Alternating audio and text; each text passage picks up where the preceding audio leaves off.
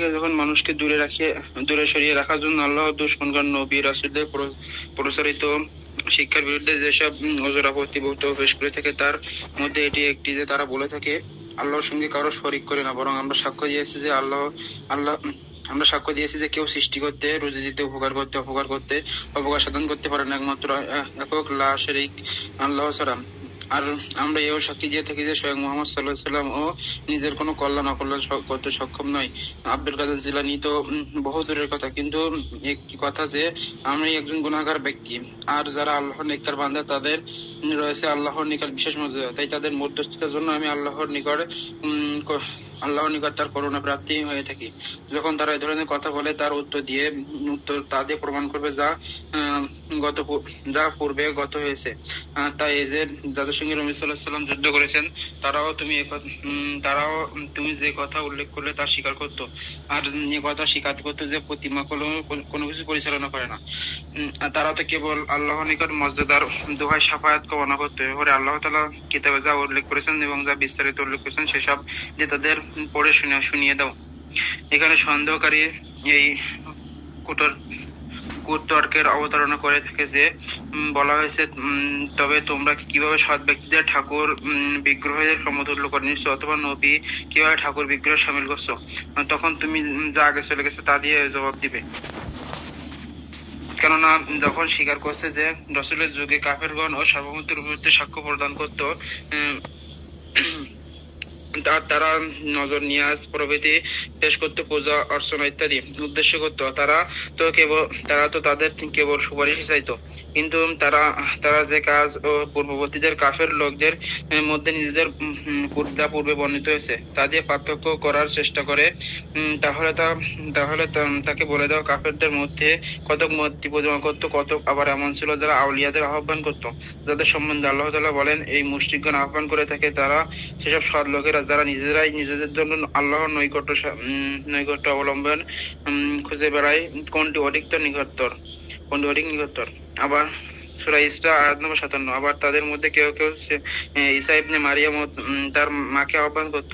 মহান আল্লাহ বলেন, মারিয়াম পুত্র ঈসা একজন রাসূল ছাড়া আর কিছুই নাই। তার পূর্বে বহু রাসূল গত হয়েছেন।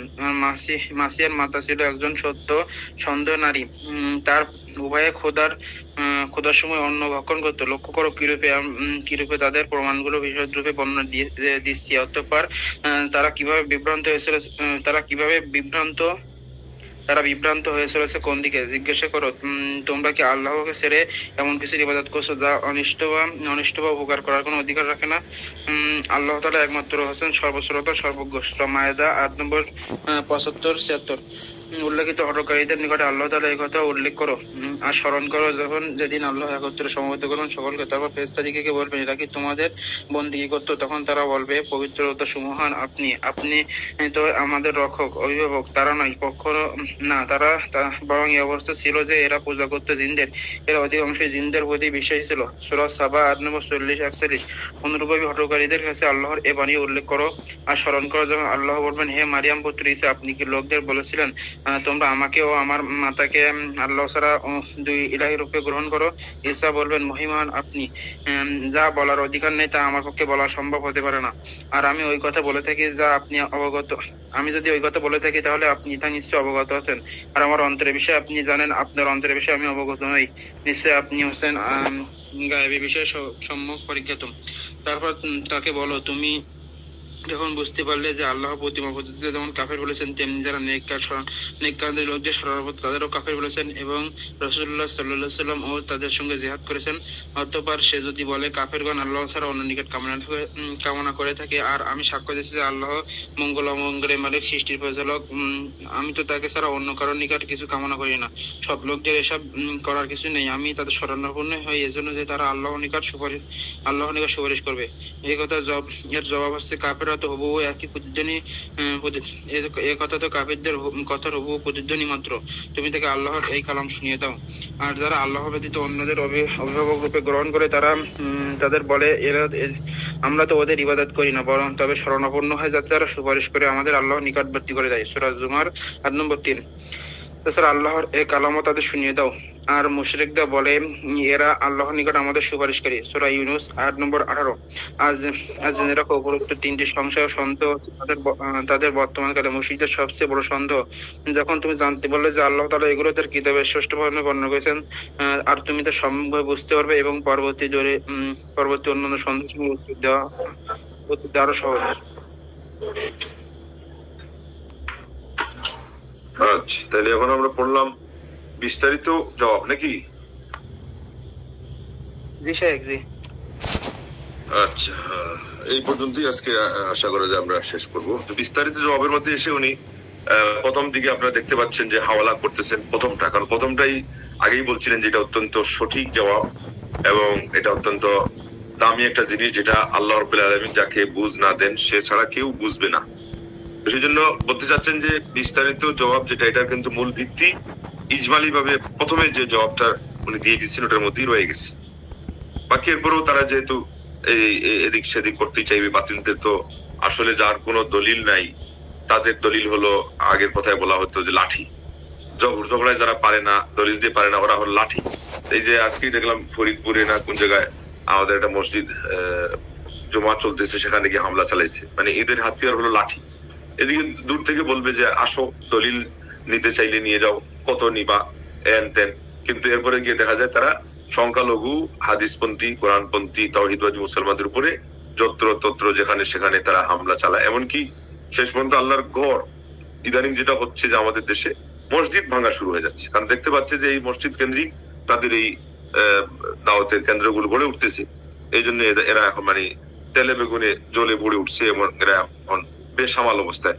তো এই আগের যুগে ওই সময় মোহাম্মদ আব্দুল ওয়াহাব রাহিমাহুল্লাহ দাওয়াত শুনেও এনাদের কান জ্বালা পোড়া শুরু হয়ে গেছিল। যেভাবে ইচ্ছা সেভাবে একটা আয়াত থেকে, একটা হাদিস থেকে একটা দলিল নিয়ে মনে করলো যে বললেই হয়ে গেল। উনি বলতে চাচ্ছেন যে তারা বলবে যে আমরা তো আল্লাহর সাথে শরীক করি না, আমরা বিশ্বাস করি যে এরা সৃষ্টিও করে না, রিজেকও দেয় না, কোনো উপকারও সাধন করে না, কোনো ক্ষতিও করতে পারে না আল্লাহ ছাড়া। আল্লাহই একক মাবুদ। আল্লাহ নবী সাল্লাল্লাহু আলাইহি ওয়াসাল্লাম তার নিজের জন্য কোনো উপকার, কোনো অপকার এগুলো করতে পারেন না। আব্দুল কাদের জিলানী তো দূরের কথা, আরো কেউ পারবে না।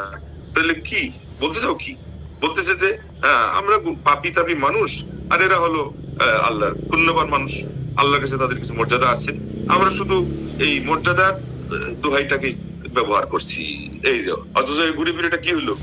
ওই যে চর্বিত চর্বণ, যেই সেই মর্যাদার আপনি এখানে আল্লাহ রাব্বুল আলামিনের কাছে আপনাকে তার মর্যাদা দিয়ে তখন কিছু চাওয়া শুরু করে দিবেন, ওইটাই তো আপনার তাদেরকে উসিলা বানানো শুরু হয়ে গেল।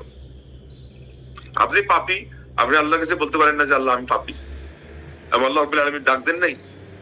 প্রায় 16টা আয়াত, এক দুইটা বেশ কম হতে পারে, ইয়াসআলুনাকা, তোমাকে হে নবী প্রশ্ন করবে। তো এটার প্রশ্নের উত্তরে আল্লাহ কি বলছেন? ফাকুল, তুমি বলো। একটাই আয়াত যেখানে তোমাকে প্রশ্ন করবে, তুমি উত্তর দাও, এটা বলতে গেলে আল্লাহ রাব্বুল আলামিন কুল শব্দটা বলেন নাই। ওয়াইযা সাআলাকা ইবাদি, সেটা কোনটা? ওয়াইযা সাআলাকা ইবাদি আন্নী ফাইন্নী করিব, সূরা বাকারা 186 তে পেয়ে যাবেন যে আমার বান্দারা যখন হে নবী আপনাকে আমার কথা জিজ্ঞাসা করবে, তো অন্যান্য আয়াতের যে স্টাইল সেই অনুযায়ী বলা দরকার ছিল ফাকুল ইন্নী করিব। হে নবী তুমি উত্তর দিতে গিয়ে বলো যে আমি কাছে, কিন্তু এখানে কুল নাই। মুফাসসিরিন কেরামগণ বলছেন আল্লাহ কুল সেখানে এই জন্য রাখেন নাই যে আল্লাহ বান্দা ডাকতে দেরি হবে, আল্লাহর কাছে সরাসরি সাহায্য চাইতে দেরি হবে, তার আরাধনা, ইবাদত এবং বন্দেগী এগুলো করতে দেরি হবে, আল্লাহ রাব্বুল আলামিন বান্দার পক্ষ থেকে এগুলো গ্রহণ করতে কোনো দেরি নেই। আল্লাহু আকবার। শুধু দেরি নাই যে এখানে দেরি বোঝানো হচ্ছে না, যে অনেক সময় তো কবুলের ক্ষেত্রে দেরি হতেই পারে। হাদিসে আসছে 3 ভাবে দোয়া কবুল হয়। একটা হলো বান্দা যা চাইছে তা পেয়ে যাবে, মানে যখন যা চাইছে যেভাবে। আরেকটা হলো বান্দা একটা চাইছে, আল্লাহ তার অন্যভাবে কবুল করবেন। আরেকটা বড় বিপদ দূর করে দিবেন। আরেকটা বড় তার প্রয়োজন আছে, সে জানতেছে না, সেটা পুরা করে দিবেন। চূড়ান্ত পর্যায়ে আরেকটা আরো ভালো, সেটা এই দুনিয়াতে সে চোখ মেলে দেখবেও না, জীবন শেষ হয়ে যাবে, সে বুঝতেই পারবে না। কিন্তু আল্লাহ যে ওয়াদা দিয়েছেন বা বান্দার দোয়া তিনি শুনেনি। তো আল্লাহ নবী সাল্লাল্লাহু আলাইহি ওয়াসাল্লাম বললেন সেটা কিভাবে? যেটা হলো ইয়াত্তাখিরুল্লাহু লাহু ফিল আখিরাহ, পরকালের জন্য আল্লাহ রাব্বুল আলামিন তার বান্দার দোয়াকে বরাদ্দ রাখবেন। তাহলে আমরা বুঝতে পারলাম যে এই দৃষ্টিকোণ থেকে কিছু দেরি হতেই পারে, বরং বিলম্ব হতে হতে আখিরাতেও যেতে পারে। তাইলে ফাইন্নী কুল উঠায় দেওয়া দিয়ে এটা বোঝানোর মানে কি? বোঝানোর মানে হলো ডাকার ক্ষেত্রে যে কোনো মাধ্যম নাই, এটাই হলো এখানে বড় বিষয়, এটাই বোঝানো হচ্ছে। আর তারা দানাই পানাই করে নিয়ে বিনিয়ে শেষ পর্যন্ত এটাই বলতে চাচ্ছে যে হ্যাঁ জিলানী সাহেব তো ওনাকে দিয়ে আমরা কিছু না, তো কিছু না তো কেন ওনার ইয়ে তোলে নিঃশেষ আস্তিনে নিঃশেষ আশ্রয় নিচ্ছ, কেন ওনার নামে এত বিপদ আজকে আমাদের সমাজে? তো জিলানী জিলানী তোমারই নামের গুণে আগুন হয়ে যায় পানি, নাউযুবিল্লাহ। এবং বলছে যে আব্দুল কাদের জিলানী সাহেবের নাম যদি কেউ অজু চা নেয় তাইলে তার মাথা উড়ে যাবে। একবার বলছে যে শির উড়ে যাবে। এখন দেখছে যে শির তো সবারই জায়গায় থাকে, কত মানুষই তো অজু ছাড়া নাম নেয়, এটা তো মিথ্যা প্রমাণিত হয়ে গেল। তখন বলছে যে না, শরীরের 2.5টা চুল খসে যাবে। 2.5টার এই হিসাবটা আবার কেমন? আর চুল খসে যাবে, শরীরের চুল খসা, এটা তো কিয়ামত পর্যন্ত কেউ কারো দেখবে না কোথা থেকে কি অবস্থায় কি খসলো কি না খসলো, মানে যাতে করে মানুষ দুকায় পড়েই থাকে। কিন্তু ওনাদের এই সমস্ত দানাই ফানিতে কাজ হবে না। যেমনি বলছে যে মায়ের গর্ভ থেকে উনি পাক তাড়াইছেন, ওনার মার সাথে যা খারাপ করতে চাচ্ছিল তাকে তাড়াইছেন, তারপরে মসজিদে গিয়ে শিক্ষক আউযুবিল্লাহ বললে তিনি বিসমিল্লাহ বলছেন, শিক্ষক বিসমিল্লাহ বললে তিনি আলহামদুলিল্লাহ, এরপরে 18 পারা কোরআন মুখস্থ করে আসছে। এগুলো সব মিথ্যার পর আরো মিথ্যা। তারপরে ওই দিন শুনলেন যে থাপ্পড় দিয়ে মালাকুল মউতকে উনি বেদিশা করে ফেলছেন। মালাকুল মউত ওই দিনকার যত প্রাণ নিয়েছিলেন বস্তাবন্দি করে সবগুলো ছেড়ে পালিয়ে গেছেন, নাউযুবিল্লাহ। ঘটনা এগুলো না, শুনতে শুনতে শুনতে শুনতে মানে আপনি বেসামাল হয়ে যাবেন যে মানুষ কি পরিমাণ উন্মাদ না হলে এই পরিমাণ অতিভক্তিতে জড়িয়ে পড়ে। একজন বাংলাদেশে মান সম্পন্ন ধরা যায় আমাদের সমাজে আলেম, তিনি ওয়াজ করতেছেন কেরামতি বোঝানোর জন্য, যে এক লোক কবরে গেছে, যাওয়ার পরে ফেরেশতা এসে বলতেছে মার রব্বুক ওমা দীনুক ওমান নবিয়ুক। এটা আপনারা সবাই জানেন যে তোমার রবকে, দিন কি, আর তোমার নবী কে ছিল। তো এই তিনটার উত্তরেই নাকি এই মুরিদ বলতেছে আমি জিলানির কাপড় হাসতাম। ফেরেশতা বলে তোমার রবকে, এ বলে আমি জিলানির কাপড় ধুইতাম। ফেরেশতা বলে তোমার ইসলাম কি, এ বলে যে আমি জিলানির কাপড় ধুইতাম। ফেরেশতা বলে তোমার নবীকে, এ উত্তরে বলে আমি কাপড় ধুইতাম। এমন ফেরেশতারা নাকি বোকা সেজে গেল। আর এরকম বললে বোকা সাজবে কি কি যে হবে অবস্থা, এটা তো বুঝতেই পারেন। আর এরকম কি কোনোদিন হবে? নাউযুবিল্লাহ। হাদিসে আল্লাহ নবী সাল্লাল্লাহু আলাইহি ওয়াসাল্লামের কথা যদি কারো ঈমান থাকে তো দুই ধরনের উত্তর। একটা হলো ক্লিয়ার কাট, সে বলে দিবে, হ্যাঁ, যেটা হাদিসে আসছে যে আমার রব হলেন আল্লাহ, রব্বি আল্লাহ, দীনি আল ইসলাম, ওয়াহাদা রাসূলুল্লাহ সাল্লাল্লাহু আলাইহি ওয়াসাল্লাম, শেষ।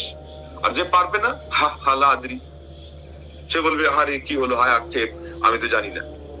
শেষে বলবে, তাকে যখন জিজ্ঞাসা করা হবে, টর্চারি করা হবে, কেন জানো না, বলবে সামিআতুন নাস ইয়াকুলুনা শাইআন ফাকুলতু, আমি মানুষের শোনাশুনি কিছু জিনিস ধারণ করতে আমার ওটাই বলতাম। এই তো শেষ। এটা আল্লাহ নবী সাল্লাল্লাহু আলাইহি ওয়াসাল্লামের হাদিস যদি কেউ বিশ্বাস করে, শেষ। কিয়ামতের আগ পর্যন্ত এই দুই ধারা ছাড়া উত্তরের মধ্যে তৃতীয় কোনো কথা আসবে না। আর তারা সেখানে ঢুকাই দিল, কয় যে হে বলবে আমি জিলানির কাপড় দিতাম। তখন নাকি ফেরেশতারা বেকায়দায় পড়ে গিয়ে জিবরিল ফেরেশতাকে বলবেন যে ভাই একটু বুঝাই দেন তো, এ কি উত্তর দিচ্ছে, অথবা আল্লাহকে, এটা আমার স্মরণ নেই। তখন তাকে বোঝানো হবে, হ্যাঁ আমার বেশিরভাগ সম্ভাবনা এটাই, আল্লাহকে তারা বিচার দিয়েছে। তো আল্লাহ বলছেন যে লোক বলছে যে আমার জিলানির কাপড় ধোয়, ওরে তোমাদের আবার এর চেয়ে বেশি প্রশ্ন করতে কে অনুমতি দিল? ওদেরকে নাকি উল্টা টর্চারিং করে আল্লাহ মানে বেকায়দায় ফেলেছে, বলে নাউযুবিল্লাহ। এরপরও তারা মানে আছে, ঠিকই আছে, তারা মনে করে তারা মুসলমান।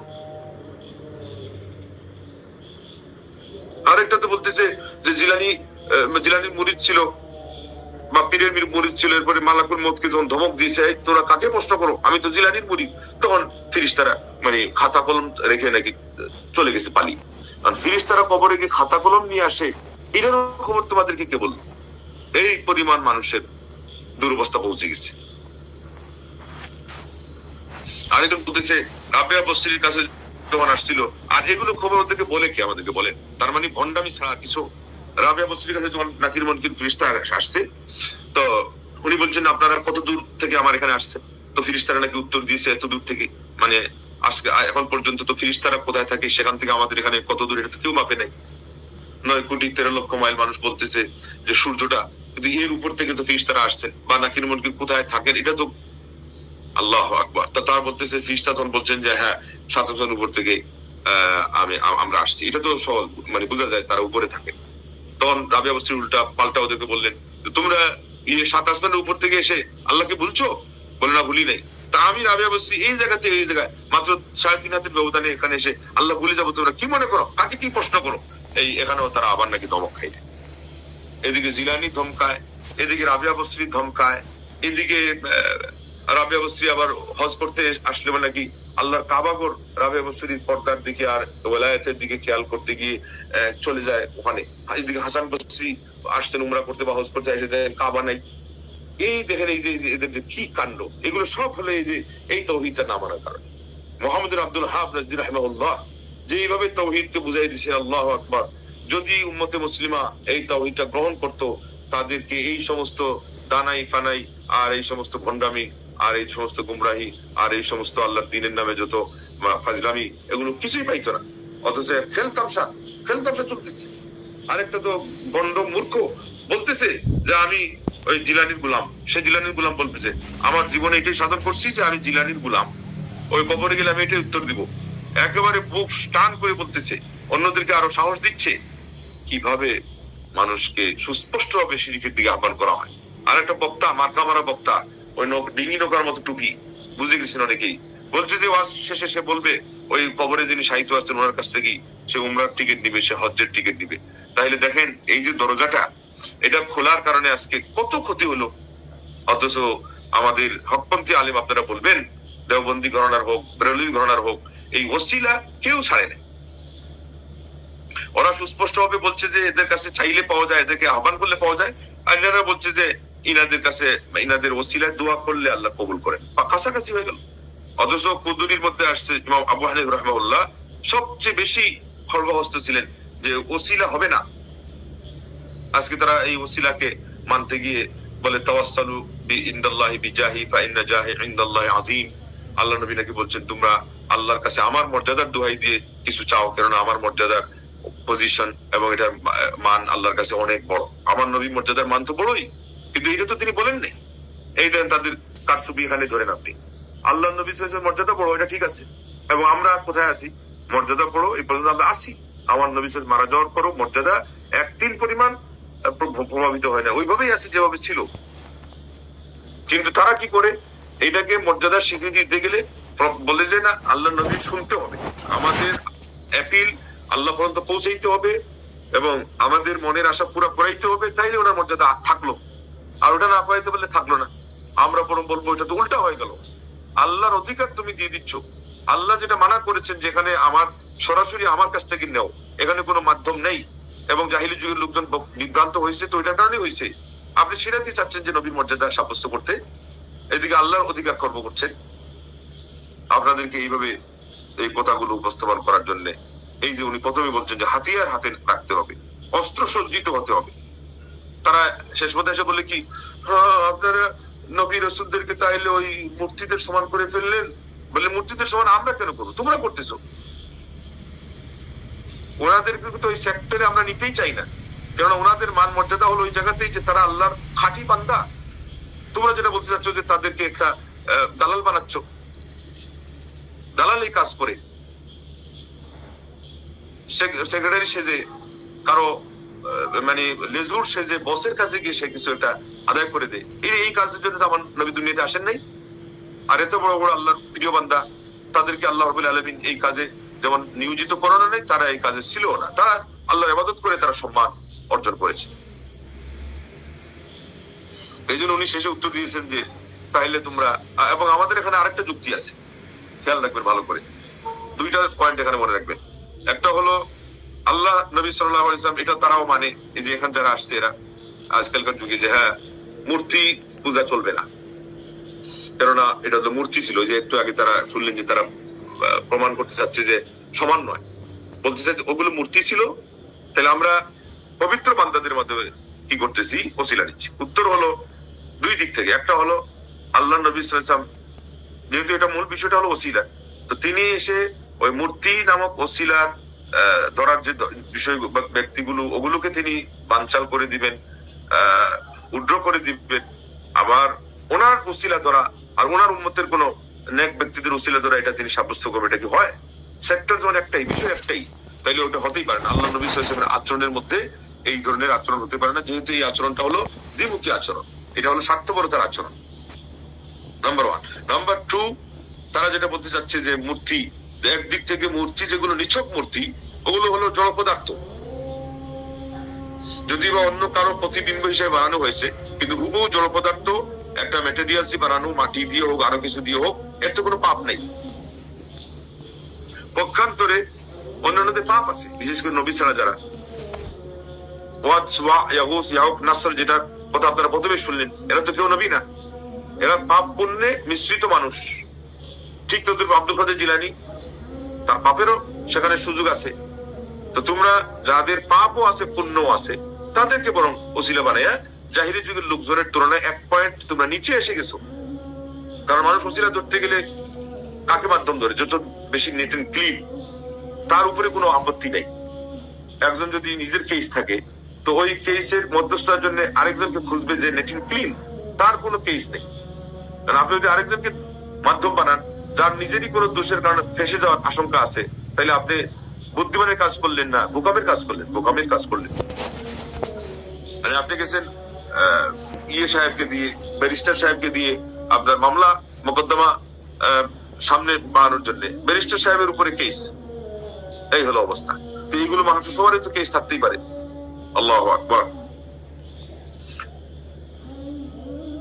এই জন্য তিনি উত্তর দিয়েছেন যে আল্লাহ বলছেন যে তারা যাদেরকে ডাকে ওরা নিজেরাই তো অন্বেষণ করতেছে যে কার কত বেশি আল্লাহ রাব্বুল আলামিন পর্যন্ত পৌঁছার উপায়টা হলো নিকটবর্তী সূরা ইসরা 57 আয়াত। আল্লাহ যেটা বলতে চাচ্ছেন এটা হলো ওই বৈধ ওসিলার কথা, যে তারা কোন আমল দিয়ে আল্লাহর নিকট লাভ করবে সেটা কথা, আর এরা খুঁজতেছে এদেরকে মাধ্যম করার কথা। এটা কিন্তু মনে রাখবেন, এটা পার্থক্য আছে।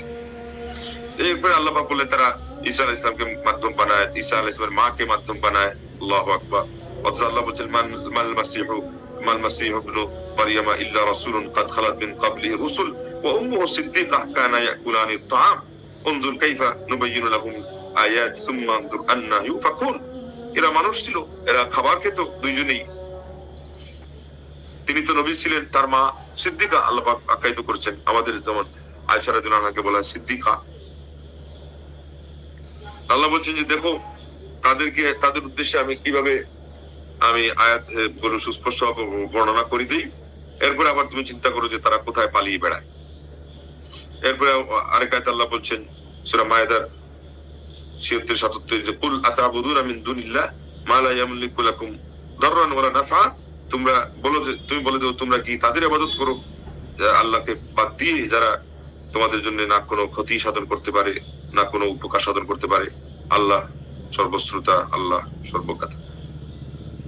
আবার আল্লাহ পাক বলছেন আরেক আয়াতে যে এই আয়াতে শেখ মাহমুদ আব্দুল হক বলছে তাদেরকে এটা স্মরণ করিয়ে দাও।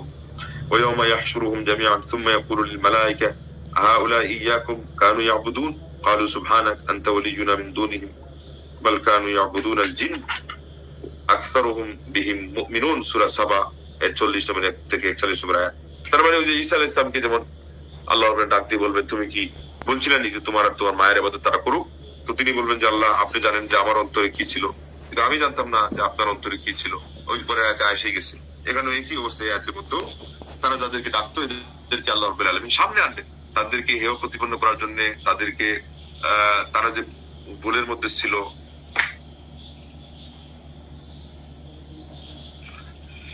আল্লাহ এটা প্রমাণ করার জন্য আল্লাহ রাব্বুল আলামিন বলছে এদের সবাইকে নিয়ে আসা হবে। এরপরে ফেরেশতাদেরকেও বলবেন এরা কি তোমাদের ইবাদত করতো কিনা, তো তারা বলবে যে আল্লাহ আপনার পবিত্রতা জপ করছি, আপনি হলেন আমাদের বন্ধু। এরা নয়, বরং তারা জিনের ইবাদত করত দাবি করবে, বা তারা মনে করতেছে আমার ফেরেশতাদের, কিন্তু আল্লাহ রাব্বুল আলামিন এর সামনে ফেরেশতারা বলবে তারা জিনকে ডাকত। ওই যে জাদুতে জিন ব্যবহার করা হয়, আরো অনেক কাজের মধ্যে জিনকে তারা সাধন করে, অনেক কাজ করে। আজকাল আমাদের সমাজে জিন সাধনের মাধ্যমে প্রচুর পরিমাণে কবিরাজি করা হয় এবং অনেকে এটা দিয়ে বুঝায় যে আমি কামিল আল্লাহর ওলি, অথচ জিন সাধন করছে। জিন সাধনের মধ্যে মূলত কোনো কারামতিই নেই। জিন সাধনকে বেশিরভাগ এমন জায়গায় আপনি পাবেন যেখানে তারাই বরং জিনের সাধনে হয় অধীনে আসে এবং তার শর্ত অনুযায়ী কোনো একটা শিরিক করে, হয় বলবে যে এই জায়গায় গিয়ে সিজদা দাও, অথবা বলবে যে অমুকের জন্য বা আমাদের জন্য তুমি একটা প্রাণী জবাই করো। এই জন্য প্রায় সময় এই কবিরাজদের কাছে গেলে এরা বলে যে প্রাণের বদলে প্রাণ চায়। এটা কোনটা? এটা হলো ওই জিন যেটা শিখাই দেয়। আর গায়রুল্লাহ নামে কোন একটা প্রাণী যদি দেওয়া হয় তো ওটা শিরক হয়ে যায়, ইমান নষ্ট হয়ে যায়। এগুলো আমাদের সমাজে চলছে এই কারণেই। তো যাই হোক, পরবর্তী আয়াতে আল্লাহ বলতেছেন যে আল্লাহ যখন বলবেন, হে ঈসা ইবনে মারিয়াম, তুমি কি তোমার মা এবং তোমার মায়ের ইবাদত করতে মানুষকে বলছিলে কিনা যে তোমাদের দুইজনকে তারা আমাকে বাদ দিয়ে মাবুদ বানান? তিনি বলবেন, আল্লাহ আপনার পবিত্রতা জপ করছি, আমার জন্য এটা মানায়ও না, আর আমি এটা আমার অধিকারও নেই, আর আমি এটা বলিও নি। আমি যদি বলে থাকি ফাকাদ আলিমতা, তাহলে তো আপনি অবশ্যই জেনে থাকবেন। তাআলামু মা ফি নাফসি ওয়ালা আ'লামু মা ফি নাফসিক ইন্নাকা আনতা আল্লামুল গুয়ুব। আমার অন্তরে কি ছিল আপনি জানতেন, কিন্তু আপনার অন্তরে কি ছিল আমি জানতাম না, আপনি বলেন গায়েব জানতা। সূরা মায়েদার 116 নম্বর আয়াত। এই যেখানে মুসা আলাইহিস সালামের মাধ্যমে যে আয়াতটা আসলো, আর মূলত এটা কোরআনের আয়াত হয়ে গেছে, আপনি বোঝা গেল আল্লাহ কি আছে, অন্তর আছে। তিনি বললেন আপনার অন্তরে কি ছিল আমি জানি না, কিন্তু আমার অন্তরে কি ছিল না ছিল আপনি জানেন। তখন মোহাম্মদ আব্দুর রহমান রাজি রাহিমাহুল্লাহ বলছেন, তুমি তাদেরকে বলে দাও, তুমি কি জানছো যে আল্লাহ কাফফারা মান কাসাদাল আসনাম ওয়া কাফফারা আইদার মান কাসাদাস সালিহিন। আল্লাহ পাক একাধারে যারা মূর্তির মাধ্যম ধরত এদেরকেও কাফির ফতোয়া দিয়েছেন, এবং যারা নেক ব্যক্তিদেরকে মাধ্যম ধরত তাদেরকেও কাফির ফতোয়া দিয়েছেন। এই যে এখানে যাদের কথা উল্লেখ করা হচ্ছে, ফিরিস্তা, তারপরে মারিয়াম, তারপরে ঈসা আলাইহিস সালাম, এরা কি নেক ব্যক্তি নয়? তথায় আল্লাহ রাব্বুল আলামিন সবাইকে একচেটিয়া ফতোয়া দিয়েছেন যে মাধ্যম ধরার বিষয়টাই হলো কুফরিয়া মুশরিক। তো এরপরে তা আবার বলবে যে এরা হলো, এদেরকে মনে করতো যে তাদের উপকার করে অপকার সাধন করতে পারে। আমরা তো মনে করি আনা আশহাদু আন্নাল্লাহু ওয়ান নাফিউদ দারুল মুদাব্বির লা উরিদু ইল্লা মিনহু ওয়া সালিহুন লাইসা লাহুম মিনাল আমরি শাই ওয়ালাকিন আকসুদুহুম আরজু মিনাল্লাহি শাফাআতাহুম। বলছে তারা তো ওদেরকে উপকার সাধনকারী ভাবতো, আমি তো ওগুলো ভাবতেছি না, আমি শুধু আল্লাহর কাছে সুপারিশ চাচ্ছি মধ্যম হয়। ঘুরে ফিরে কি ফাল জবাব আন্না হাযা কাউলুল কুফফার সাওয়াআন বিসাওয়া। যখন এই অজুহাত পেশ করবে তো বলছে উত্তর হলো যে কাফিররা যেভাবে বলছিল হুবহু সেই উত্তর। সেখানে তুমি পড়ে শুনে দাও, ওয়াল্লাযীনা ইত্তাখাযু মিন দুনি আউলিয়া মা না'বুদুহুম ইল্লা লিইয়ুকাররিবুনা ইলাল্লাহি যুলফা। তারা আল্লাহকে বাদ দিয়ে যে সমস্ত ওলিয়াকে তাদের মাধ্যম বানিয়ে নিয়েছে, তারা নিজেও বলে থাকে যে আমরা তাদের ইবাদত করি, কিন্তু সে কেবলমাত্র আল্লাহর কাছে করে দেওয়ার জন্য। সূরা জুমারের 3 নম্বর আয়াত। সেখানে কিন্তু তাদের শব্দের মধ্যে উত্তর চেয়ে গেছে। তারা নিজেরাই বলছে মা না'বুদুহুম, তার মানে কি আমরা কেবলই তাদের ইবাদত করি আল্লাহর কাছে করার জন্য। তার মানে কি ইবাদত শব্দটা তারা নিজেরা বলতেছে। ইবাদত কি গায়রুল্লাহর হয় না, এবং মাধ্যম দ্বারা এটা ইবাদত। আমরা যেটাকে বলতে গিয়ে তারা মানতেছিল না, তাদের মুখ দিয়ে আল্লাহ কিন্তু এটা প্রমাণ করতেছিল, এবং তারা এটা বলতে বলেই বলছে। আল্লাহ তো মিথ্যা বলেন না, আল্লাহ। তারা তাইলে এদের ইবাদত করে, এবং ইবাদতটাকে তারা নিজেরা কি ব্যাখ্যা দিচ্ছে যে আমরা আল্লাহর কাছে করার জন্য এদের ইবাদত করি, মানে মাধ্যম দ্বারা নাকি তারা বলতেছে ইবাদত নিজেরাই। তো ওইটাকে তো ইসলাম ইবাদত ধরছে, আর ইবাদত যেহেতু শুধু আল্লাহ, অতএব এই মাধ্যমটা শেষ, এটা শিরক হয়ে গেল। এমনি হবে আল্লাহ বলছে সূরা ইউনূসের 8 নম্বর আয়াত, ওয়াকুরুনা হাউলাই শুফাউনা ইনদাল্লাহ। তারা বলে যে এরা হলো আল্লাহ রাব্বুল আলামিনের কাছে শুধুই কেবলই আমাদের জন্য সুপারিশকারী, আর তো কিছু না। মানে এদিকে সর্বনাশ করে ফেলছে, আর ওইদিকে বলতেছে আই কিচ্ছি ডোন্ট মাইন্ড। এটা একটা পরিভাষা আর কি, বলে যে আমি কিছুই করি নাই। আমাকে নোয়াখালী ফেনীর ভাইদের ভাষা আর কি, মানে আমি কিছুই করি নাই। উনি খুব চালাকি করে এটা বলতে যাচ্ছে, কিন্তু এদিকে কাম সেরে নিচ্ছে, 12টা বাজাই ফেলছে। তো এদিকটা হলো এই ক্ষেত্রে আরো প্রযোজ্য, যে বলতেছে যে আমরা তো কিছুই করি নাই। তো কিছুই করে নাই, আবার নিজেদের মুখেই তো বলতেছে আমরা এদের ইবাদত করছি আল্লাহ পর্যন্ত পৌঁছে দেওয়ার জন্য। আর ওইটার কথাই তো আল্লাহ বলছে এটা হলো সর্বনাশা, এটা মহা পাতকী, এটাই হলো ক্যান্সার, এটা ঈমান রাখে না। এর মধ্যে নবীদের আমল নষ্ট হয়ে যায়। আমার নবী সাল্লাল্লাহু আলাইহি ওয়াসাল্লামকে আল্লাহ ধমক দিয়েছেন তোমার আমল নষ্ট হয়ে যাবে, এবং আল্লাহ রাব্বুল আলামিন এই বললেন যে যারা আল্লাহ রাব্বুল আলামিনের সাথে শরীক করে তাদের শাস্তির কথা, যে এদের এক এক করে 5টা শাস্তি আল্লাহ কোরআন কারীমের মধ্যে বলে দিয়েছে। এক জায়গায় বলছেন যে ইন্নাল্লাহ লা ইয়াগফিরু আন ইউশরাকা বিহি ওয়া ইয়াগফিরু মা দুনা যালিকা লিমান ইয়াশা। যে আল্লাহ রাব্বুল আলামিন তার সাথে শিরক করার পাপকে তিনি ক্ষমা করেন না, কিন্তু এছাড়া আর এগুলো যত পাপ আছে আল্লাহ রাব্বুল আলামিন ক্ষমা করেন। তাহলে ক্ষমার দরজা বন্ধ। তারপর আরেক আয়াতে আল্লাহ বলছে বলো আশরাকুল হাবিতা আনহুম মা কানু ইয়ামালুন, শিরিক করলে তাদের সকল আমল নষ্ট হয়ে যাবে। তাইলে শিরিকের আরেকটা শাস্তি হলো আমল নষ্ট হয়ে যায়। একটা গেল ক্ষমার দরজা বন্ধ, আরেকটা হলো আমল নষ্ট হয়ে যায়। এরপরে আরেক আয়াতে আল্লাহ বলছেন ইন্নাহু মান ইউশরিক বিল্লাহ ফাকাদ হারামাল্লাহু আলাইহিল জান্নাহ ওয়া মাওয়াহুন নার ওয়া মা লিয-যালিমিনা মিন আনসার। আল্লাহর সাথে যে শিরিক করবে আল্লাহ রাব্বুল আলামিন বলছেন যে তার জন্য জান্নাত হারাম, জাহান্নাম অবধারিত, আর তার আবার সুপারিশকারীও কেউ নেই। ওই যে সুপারিশকারীর কথা তারা ভাবতে গিয়ে এই মাধ্যম ধরলো, আল্লাহ এখানে আয়াতের শেষে ওইটাও বানচাল করে দিলেন যে এটা সুপারিশ করতে পারবে না, কেননা এই পথটা ধরার কারণে আমি আল্লাহ তাদেরকে ঈমান থেকেই বহিষ্কার করে দিয়েছি। তাহলে এই আয়াতের মধ্যে একটাতেই তিনটা, আর আগে আরো দুইটাতে আমরা পাইলাম। তো অতএব এই শিরকের ধারে কাছেও যেন আমরা কেউ না যাই, এবং যতই আমাদেরকে দানাই পানাই দিয়ে বোঝানো হোক, এটা যেন কেউ না বুঝতে পারে। আমরা নিজেরা তো এটা গ্রহণ করবোই না, অন্যরাও যাতে এদের এই সমস্ত কথায় সন্ধিপন্দিতে যুক্তি তর্কে যেন ফেসে না যায়, সেজন্য এই সংশয়গুলোর জবাব অত্যন্ত দৃঢ়তার সাথে আমাদের সবাইকে রপ্ত করতে হবে, জব্দ করতে হবে, আয়ত্ত করতে হবে, পক্ষে ধারণ করতে হবে, এবং এগুলো এর মাধ্যমে আমাদের যুদ্ধ জিহাদ চালিয়ে যেতে হবে। এর শক্ত প্রতিরোধ এবং কঠিন প্রতিবাদ গড়ে তুলতে হবে, যাতে করে আমাদের সমাজে শিরিকের আগাছা পরগাছা এবং জীবাণু এগুলো এসে স্থান না পায়। আল্লাহ আমাদের সবাইকে শিরিক মুক্ত জীবন যাপন করার তৌফিক দান করেন। শিরিকের যত বাহন আছে সেগুলোর থেকে আল্লাহ আমাদের সমাজকে মুক্ত রাখুন। এমনকি বেদাত যেটা শিরিকের মাধ্যম হয়, এখান থেকেও যেন আল্লাহ আমাদের সবাইকে হেফাজত করেন। আমিন। জি, আজকে তাহলে ক্লাস এখানে শেষ। কোনো প্রশ্ন থাকলে বলতে পারেন।